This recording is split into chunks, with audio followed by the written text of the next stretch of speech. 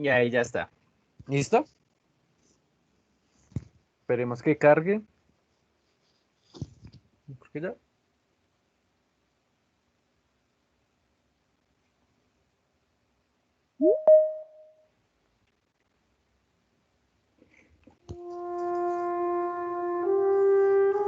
¿Me confirman que están escuchando el audio? Ahí lo pausé, pero lo inicial. Sí, se escucha como unas trompetas. Ah, exacto. Listo, entonces ahí estamos bien.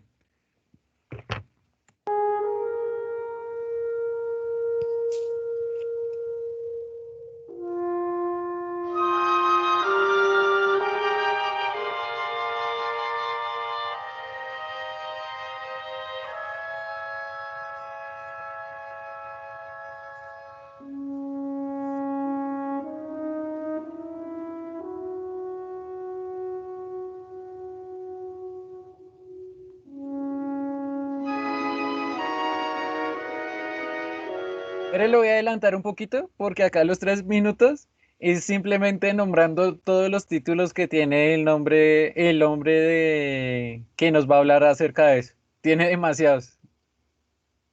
Es casi hasta el minuto 3 dicen todos los títulos que tiene el señor. Entonces vamos a omitir esa parte y ahí va. CONICET en la especialidad Biogeografía, Botánica, Evolución y Taxonomía.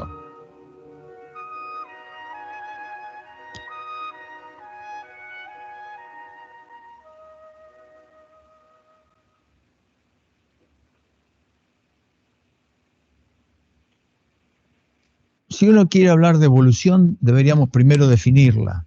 La evolución biológica, digamos, el cambio en las características hereditarias de grupos de organismos en el curso de varias generaciones. Si uno empieza históricamente, podría transcurrir de las ideas evolutivas, uno podría tal vez ir hasta los griegos, que alguien alguna vez dijo algo, pero la verdadera historia de la teoría evolutiva de este momento está enraizada en Charles Darwin, un inglés que vivió en el siglo XIX. Tal vez antes de Darwin uno no podría obviar a Lamarck, que también hizo una suerte de historia evolutiva de los caracteres adquiridos, que ahora está absolutamente rechazada como la planteaba Lamarck, aunque algunas ideas por ahí alguien podría decir que algo de lo adquirido se puede conservar heredable. Darwin era un inglés que estaba atraído por la historia natural y fue invitado a hacer un viaje, sobre todo a estudiar Sudamérica. En el año 1831 zarpó con un barco que se llamaba el Beagle y pasó 5 años navegando. La mayor parte de sus 5 años en las costas de Sudamérica. Ese viaje que venía Darwin desde ese momento hacia acá, venía con una idea en la cabeza que era la idea del paradigma dominante de ese momento. Era el creacionismo, la idea de que las especies habían sido creadas en el lugar donde estaban, que no había interacción con el medio y que eran producto de la creación. Y el fijismo, que era la idea que las especies eran fijas, que no cambiaban en el tiempo. Esas dos ideas venían muy enraizadas en la cabeza de Darwin. Es interesante que la teoría de la evolución, de la cual ahora estamos, digamos, es el eje de la biología moderna, aparece en las visitas de Darwin a Sudamérica. Es en Punta Alta, donde él se encuentra con el armadillo y se encuentra con el fósil del gliptodonte.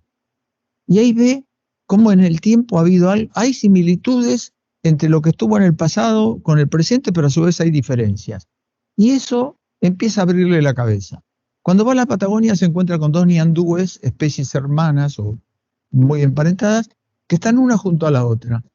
Cuando va en el Pacífico, visita Ecuador y las islas de las Galápagos, ve que en las Galápagos hay unos pájaros, los pinzones, que tienen su parecido, su pariente, digamos, en el continente. Empieza a pensar en términos de conexión espacial entre esas cosas y mira los pájaros de cada una de las islas y ve que cada de los pinzones son diferentes en cada isla y descubre que la diferencia está en los picos.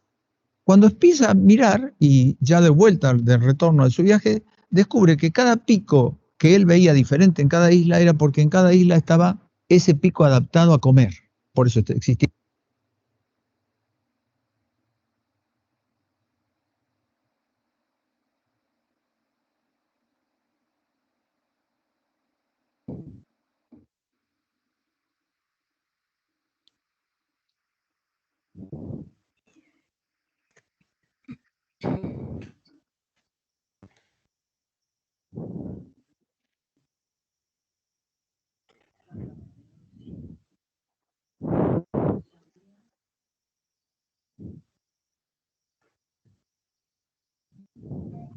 Profe, no se escucha lo que está hablando.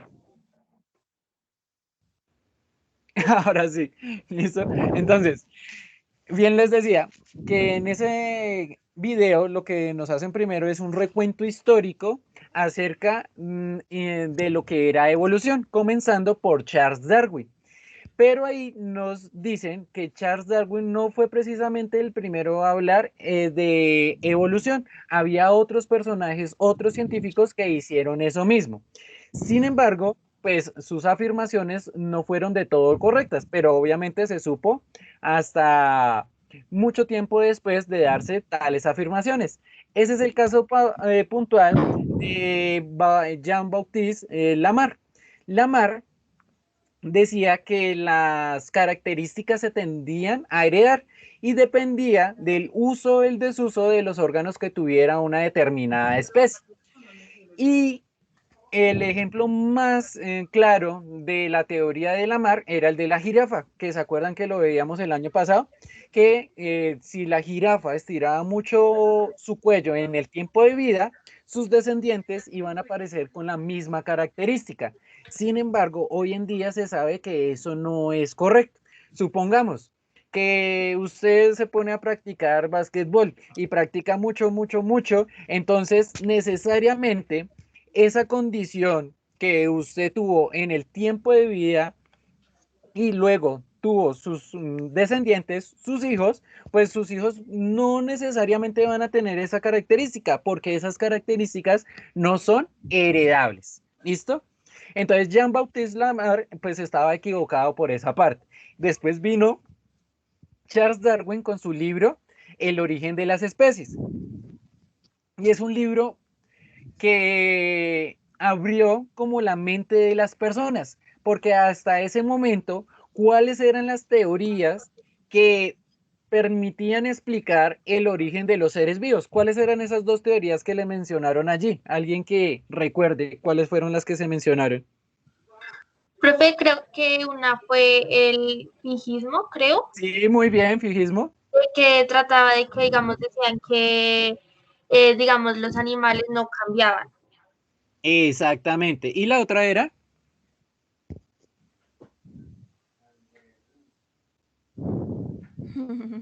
No, no te acuerdas de la otra. La otra correspondía al cristianismo, ¿listo? O al creacionismo como tal. Es que cristianismo. No, perdonan, y era creacionismo.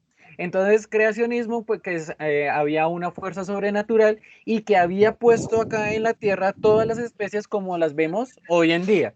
De hecho, si nosotros miramos textos bíblicos, si tienen alguna vez la oportunidad, pues ahí no hablan, por ejemplo, de los dinosaurios, ahí no hablan de todas las especies que se extinguieron antes que nosotros. De hecho, el tiempo de la Tierra, pues es muy amplio en relación al tiempo que se plantea en la Biblia. ¿Listo? Entonces, esa era una teoría muy marcada en las personas. Entonces, el creacionismo simplemente se crearon todas las especies y permanecieron invariables, como también lo decía el fijismo. Todas las especies que han existido, pues no han cambiado a través de los años. Si ahorita se crea el perro, pues el perro va a seguir siendo el perro hasta que se extinga. ¿Listo? Nadie va a cambiar. Y nos hablan del viaje que hizo Charles Darwin en su buque que se llamaba el Beagle. Entonces, él recorrió Latinoamérica, específicamente en el sur de Latinoamérica, visitando lo que era Uruguay, lo que es Argentina, hasta llegar al Ecuador. Y en Ecuador es donde se encuentran las Islas Galápagos. Ahí él centró su investigación. Y las observaciones que hizo de forma más detallada fue acerca del pinzón, que ahí fue donde pausé el video. Y él observó diferentes picos. Entonces este tenía el pico más pequeño, este tenía el pico más alargado, un poco más chato, este lo tenía más en punta y así con diferentes individuos de la misma especie. Entonces él se preguntó cómo podía haber pinzones en el mismo lugar o en esas islas que había ahí en las Islas Galápagos con tales características físicas que diferían uno del otro. Entonces, específicamente eso con el pico. Y se dio cuenta que, por ejemplo, los que tenían pico más corto eran los que tenían adaptado esa característica para consumir insectos. Otro que lo tenía más alargado utilizaba algunos de los frutos para poderse alimentar y así sucesivamente con el resto de los pinzones. Y dependía en sí de dónde se encontrara ubicado, porque las Islas Galápagos son un conjunto de islas que no necesariamente está unido, está separado. Y al darse esa separación se pudo dar cuenta de esa diferencia morfológica de los pinzones, de ese tipo de pajaritos. ¿Listo? Y hasta ahí vamos. ¿Alguna pregunta hasta ahí? ¿Ninguna? Listo, bien. Entonces podemos seguir con el video. Sí, Julia ahí me habla de que mencioné cristianismo. No, es creacionismo. Creacionismo y fijismo. Listo, entonces vamos a seguir con el video. Ese señor es Ese muy pico en experto esa en ese isla tema. y otro pico en otra isla donde había otro tipo de alimento se le ofrecía a esos pinzones. Estas visiones de Darwin en ese viaje generan la semilla de la teoría de la evolución. Y cuando Darwin vuelve a Inglaterra y pasa muchos años trabajando en lo que encuentra, empieza a encontrar, a deducir de lo que había encontrado que la vida tenía una historia. Empieza ya a destruir la idea del paradigma del creacionismo y el fijismo. Que había descendencia con modificación, el hecho del criptodonte con el armadillo, que existía la selección natural, que fue el eje de su gran hallazgo, la selección natural. Es decir, el hecho de que había un grupo, dentro de un grupo de organismos, hay algunos que pueden dejar descendencia y otros que no. Los que dejan descendencia son los que están mejor adaptados. Y otra idea que él trajo fue el fenómeno de que la evolución era gradual y que la unidad de cambio era la población. Esto fue como él fundó la teoría evolutiva. ¿Por qué hablamos tanto de Darwin? Porque mucho de lo que Darwin fundó fue lo que permitió después el gran desarrollo hacia el futuro. Darwin, todo el mundo lo reconoce sobre todo por dos grandes ideas: la descendencia con modificación, es decir, la vida tiene una historia, y la selección natural. En una población dejan descendencia aquellos que están mejor adaptados. O sea, la reproducción diferencial, donde algunos llegan a tener representantes en la siguiente generación y otros no. Ahora, Darwin tuvo una falencia, digamos, en su... Listo, hasta ahí. Entonces, ¿ahí me están escuchando? Sí. Listo, bien, sí. Ahí les mencionaban que Darwin, después de su viaje a las Islas Galápagos, trajo consigo a lo que es Europa unas ideas totalmente revolucionarias.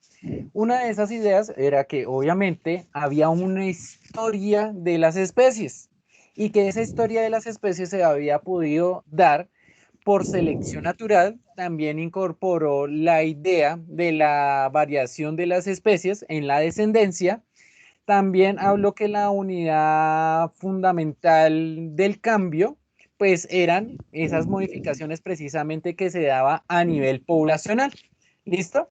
Y ahí les van a hablar a continuación de la deficiencia que tuvo Charles Darwin, que yo precisamente también se las mencionaba en la clase. En sus grandes descubrimientos, que fue que le faltaba la genética.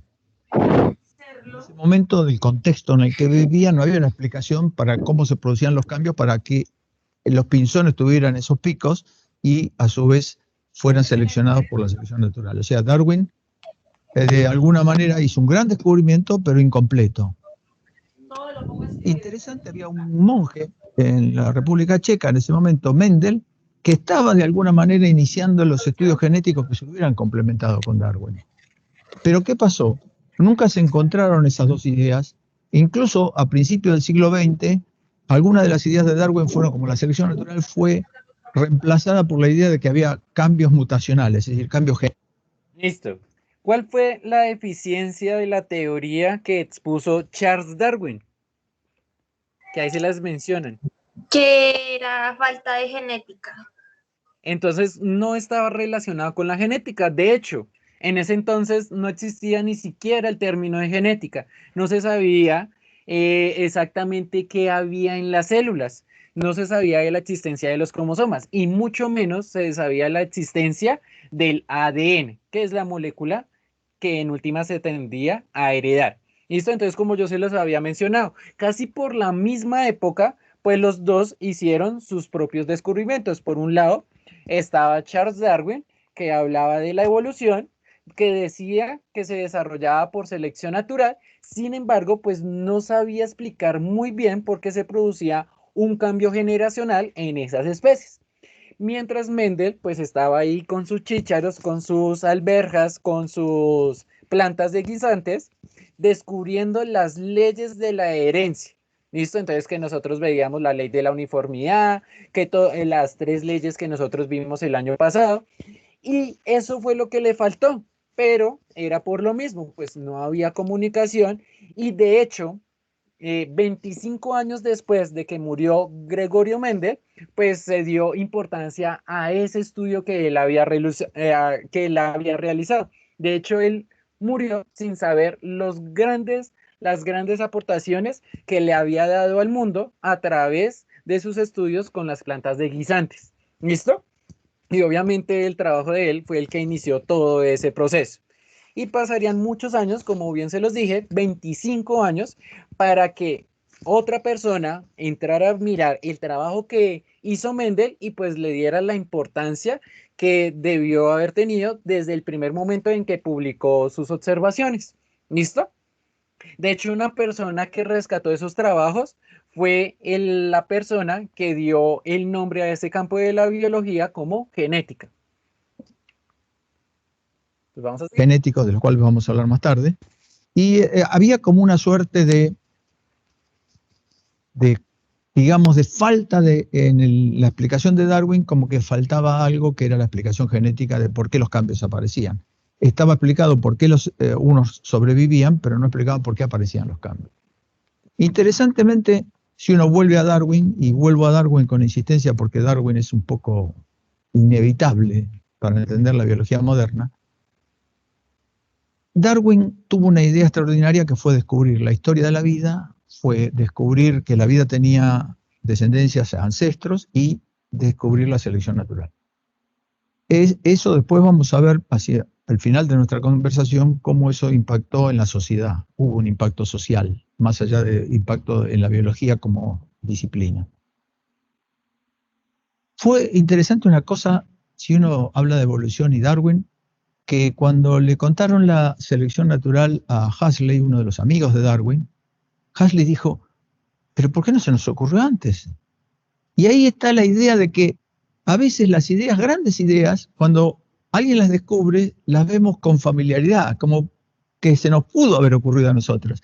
Y ahí viene una frase de Emerson, un gran escritor americano, que decía que a veces las grandes ideas que aparecen ante nosotros con cierta familiaridad y nos sentimos que vuelven con cierta majestuosidad, como si hubieran salido de nosotros. Y eso es lo que tiene Darwin, es emersoniano en lo que generan los biólogos, ¿no? Eso que se nos pudo haber ocurrido, se le ocurrió a él. Ahora, uno podría decir también, y esto es interesante, es que la teoría de la evolución se generó en Sudamérica. El prefacio del libro de Darwin. Como ahí bien lo decían, en el momento en que Charles Darwin expuso su teoría, pues a la gente ya le pareció como algo obvio porque no habían visto eso antes de que él estableciera dicha teoría. Como decir que que ahorita consideramos que nuestro planeta es redondo. Anteriormente, pues había varias especulaciones de cómo podía ser.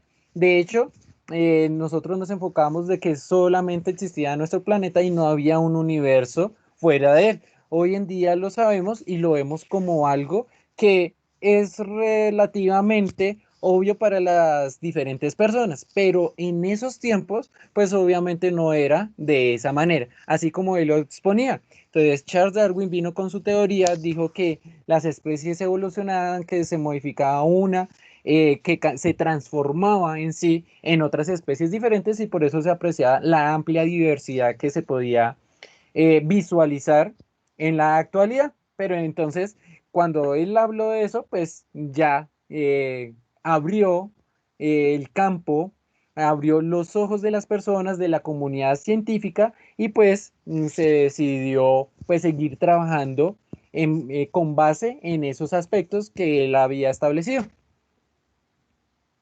En el origen de las especies dice claramente que la idea del origen de las especies se le ocurrió a él mirando las especies fósiles y vivientes de Sudamérica y Argentina.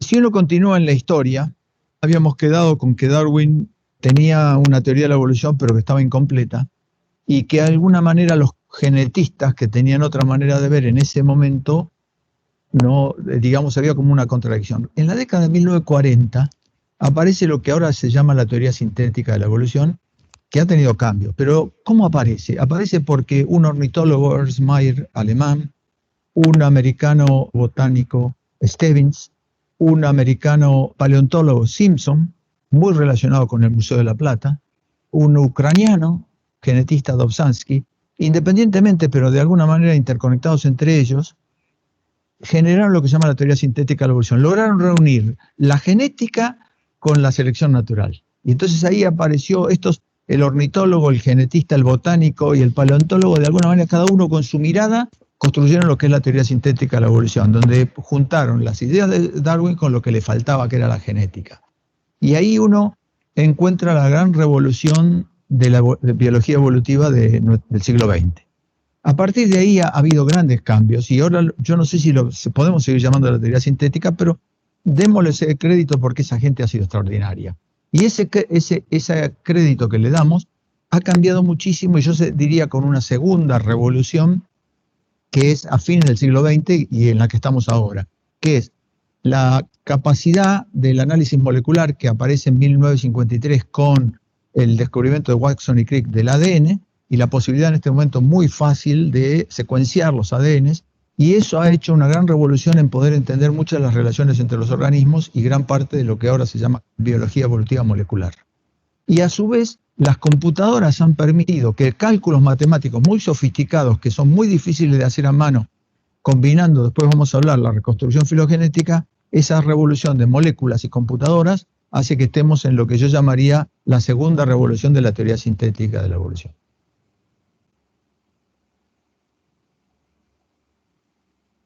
Bien, entonces en esa parte les hablaba específicamente de qué cosa.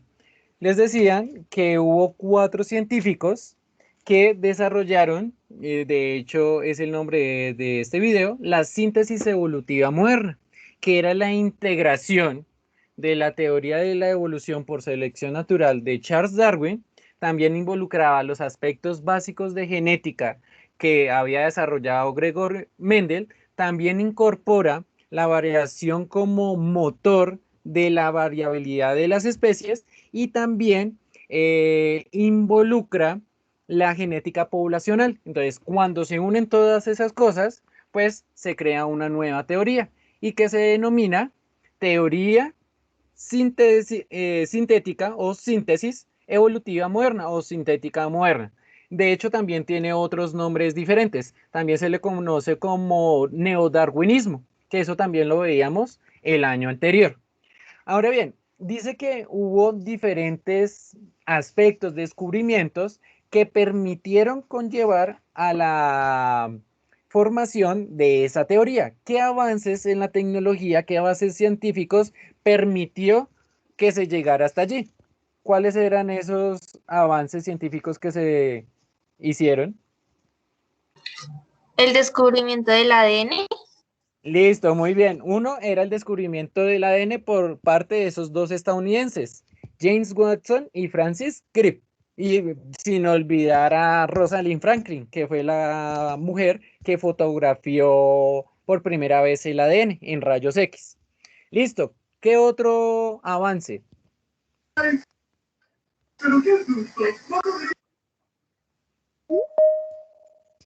¿Qué otro avance?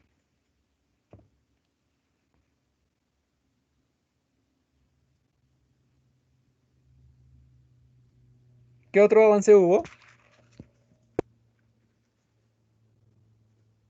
Entonces ahí les hablaban en segunda medida de la secuenciación del ADN. La secuenciación es establecer cuáles son las parejas de nucleótidos que están en un determinado fragmento de ADN. Por ejemplo, cuando alguien quiere hacer la prueba de paternidad, pues hace una secuenciación y a partir de esa secuenciación, pues se puede establecer la relación con el papá y ahí pueden determinar si es o no es. ¿Listo?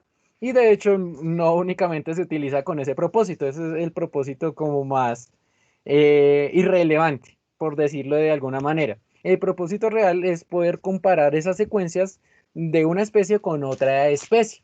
Y también otro gran avance fue el desarrollo de las computadoras. Las computadoras permitían hacer cálculos más grandes que pues obviamente nosotros no lo podíamos desarrollar. Y esto en común, pues cuando se dieron todos esos descubrimientos, todos esos avances, pues se desarrolló la teoría sintética evolutiva moderna. Y ahí les van a hablar de las evidencias de la evolución. Es importante, antes de que comencemos a describir la evolución biológica, ver que las evidencias de que la evolución sucede. Es decir, y ha sucedido. Por ejemplo, el registro fósil. Uno mirando el registro fósil, uno puede descubrir los cambios que ha habido en los distintos organismos a través de la historia. En la unidad de la vida, todos los organismos están constituidos por ácidos nucleicos. O sea, nosotros y los bacterias, nosotros y los virus, o somos ácido desoxirribonucleico o ácido ribonucleico en nuestro material genético. La evolución observada. Por ejemplo, la gente ahora está muy preocupada, o el mundo está preocupado con los bacterios resistentes a los antibióticos. Y eso es producto de que los antibióticos que empezaron en la década de 1930 fueron muy eficientes, pero al mismo tiempo no generaron porque no es que el antibiótico genera, sino que hubo bacterias resistentes que eran mínimas dentro de las poblaciones, pero que fueron las que fueron dejando descendencia, y ahora nos encontramos con las célebres infecciones hospitalarias, que es un fenómeno evolutivo, que es claramente una prueba de que la evolución sucede y ha sucedido en un tiempo que lo pudimos ver. De 1930 ahora aparecen bacterias que son resistentes a antibióticos fuertísimos. Las malezas es el mismo fenómeno y uno podría explicarlo de otra manera. Las estructuras vestigiales en los organismos, es decir, el hecho que haya estructuras que en algún momento fueron funcionales y para el organismo y ahora no. La anatomía comparada, si uno mirara un brazo de un ser humano, un ala de un ave y un ala de un murciélago, vería que los huesos se corresponden. No son exactamente iguales, pero se corresponden. Y la biogeografía, es decir, la distribución de los organismos sobre la Tierra. Recordemos cómo Darwin llegó a la teoría de la evolución. Se fue poniendo en el espacio los cambios que veía, tanto en el espacio cronológico como en el espacio geográfico.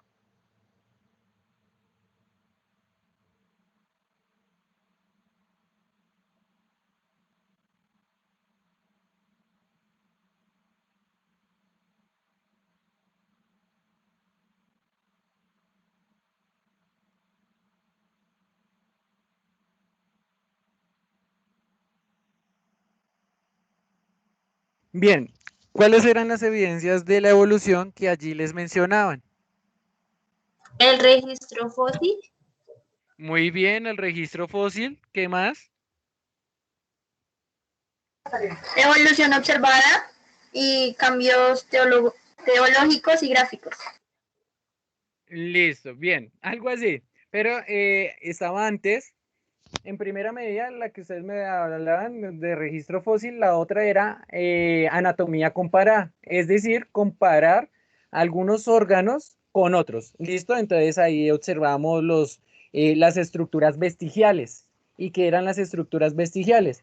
Aquellos órganos que dentro de una especie tendían a perder su función. Por ejemplo, ¿cuál sería un órgano vestigial en el caso de nosotros? Que muchas veces a ustedes les toca sacárselo. ¿Cómo se llama ese órgano? Por el cual les da apendicitis. No, riñón no.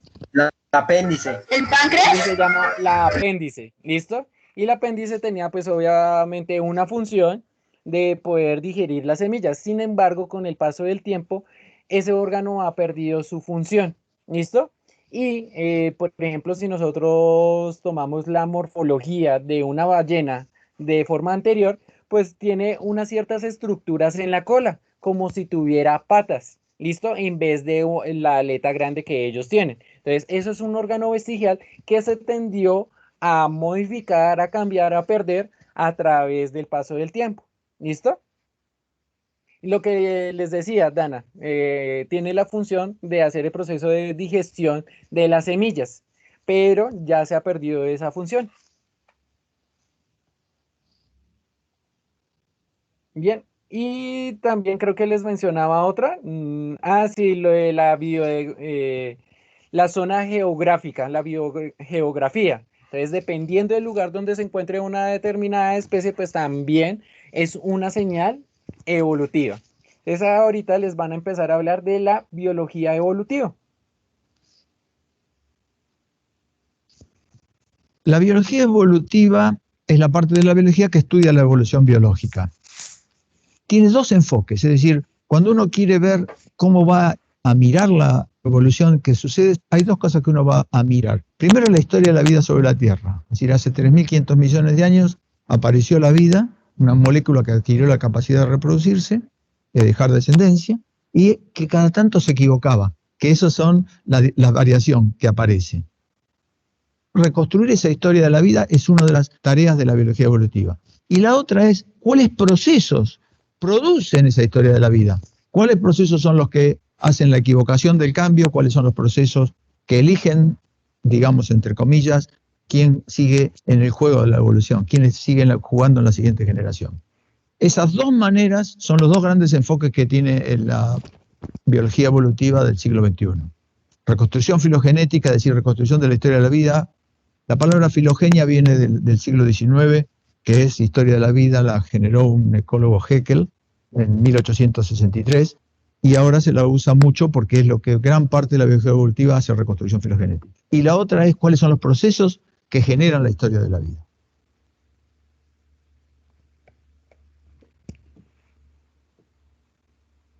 Reconstruir la historia de la vida sobre la Tierra fue siempre una tarea difícil de realizar, siempre la gente lo hacía de una manera intuitiva. En 1950, un entomólogo alemán, Willy Hennig, fue el que propuso un método concreto para, digamos, un método objetivo, repetible, más que intuitivo, de reconstruir la historia de la vida, que es lo que se llamó en aquel momento sistemática filogenética.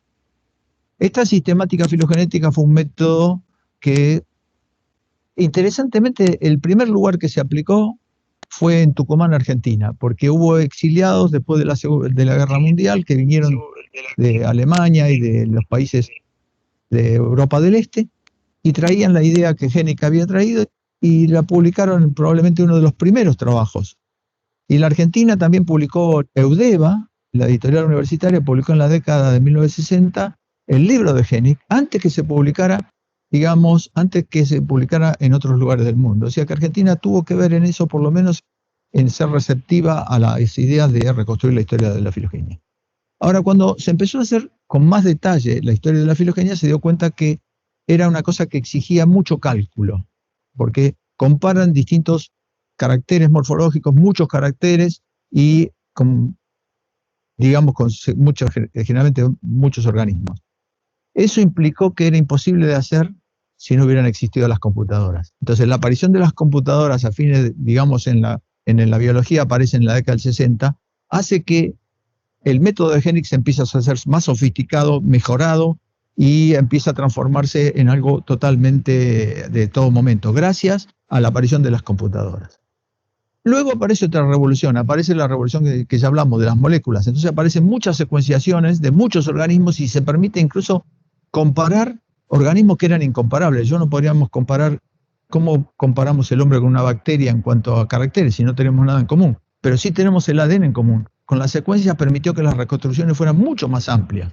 Y ahí apareció otro problema, que fue que cada vez se hacía más complejo, pero cada vez las computadoras aumentaban la complejidad. Y fue como una mutua catalización entre las dos cosas. llegando ahora, en este momento, a métodos de reconstrucción filogenética probabilísticos, con una gran exigencia de computación, pero basado en modelos evolutivos de moléculas, sobre todo, no se podría hacer con morfología.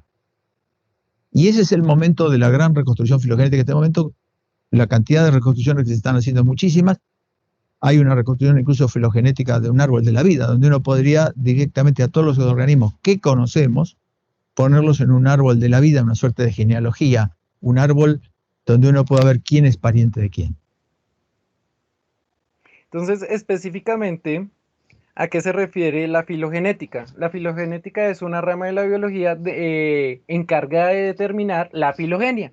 Y la filogenia es la comparación de los rasgos morfológicos que tiene una especie con otra. Y a partir de esa comparación, pues nosotros podemos establecer relaciones de parentesco. Algo así como cuando ustedes hacían en el colegio un árbol genealógico. El árbol genealógico obviamente era con su familia, que ustedes ponían sus abuelos, sus tatarabuelos, sus papás, sus hermanos, ahí sus tíos y todo lo demás que colocaban hacia las fotos. Ahora bien, eso es lo que hace la filogenética, hacer una especie de árbol, pero involucrando todas las especies que existen. Es decir, que ahí se encontrarían los perros, se encontrarían las bacterias, se encontrarían los hongos, se encontrarían obviamente las especies de todos los reinos, se encontraría todos los dominios. Y esos árboles son los que me permiten saber cómo es que se dio la evolución, cuáles son nuestros antecedentes, cuáles son nuestros antepasados más cercanos, qué relación, por ejemplo, tenemos con los chimpancés, por qué nosotros provenimos de un mismo organismo. Eso lo hace o lo estudia la filogenética a través del establecimiento de la filogenia. ¿Listo? Y ahí les van a empezar a hablar de los procesos, qué procesos se tienen que llevar a cabo para la evolución.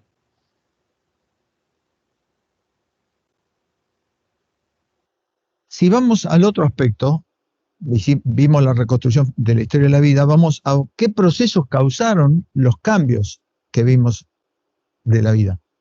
Uno allí empieza con los procesos fundamentales, los que de alguna manera son la base de la variación. El primero de todos, que es lo que yo llamaría el combustible de la evolución, son las mutaciones.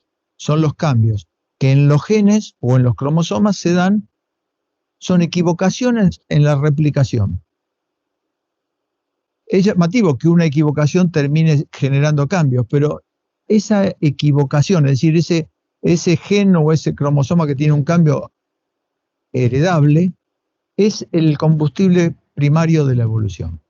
La otra es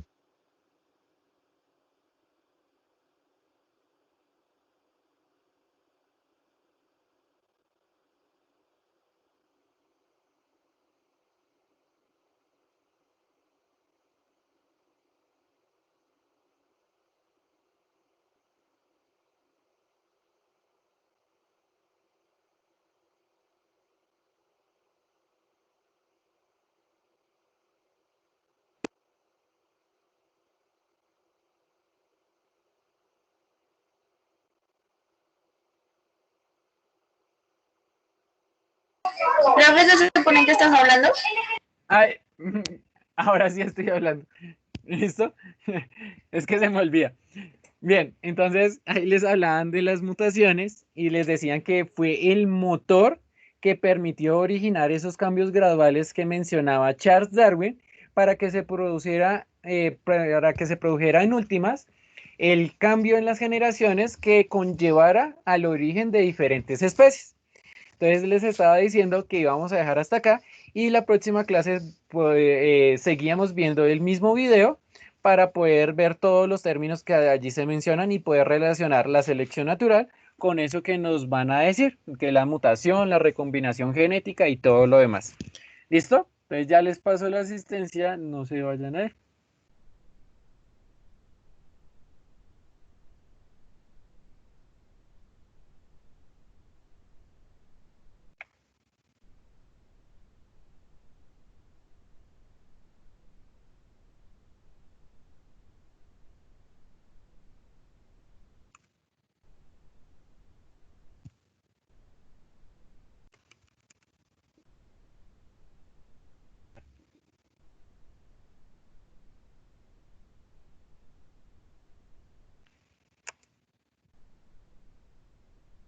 Listo, ahí ya en el chat les coloqué la asistencia.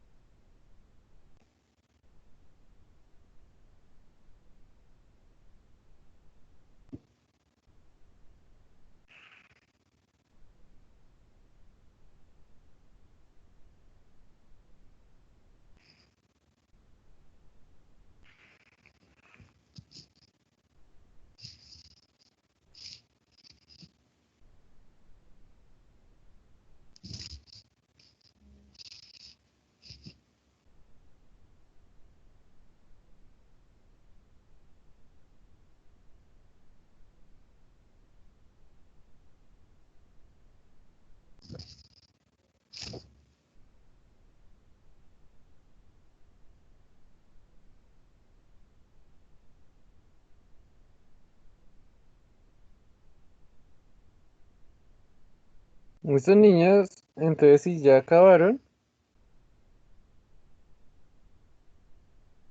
ya podrían salir. ¿Listo? Entonces nos veríamos la próxima clase para continuar ese video. Chao niños, se cuidan.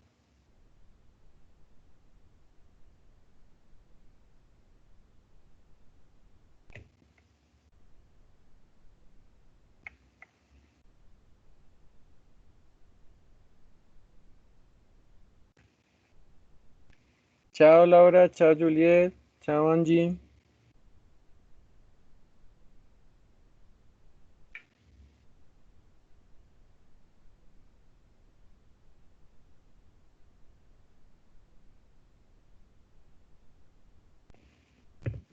Chao Brian, chao Paula. Nos vemos mañana.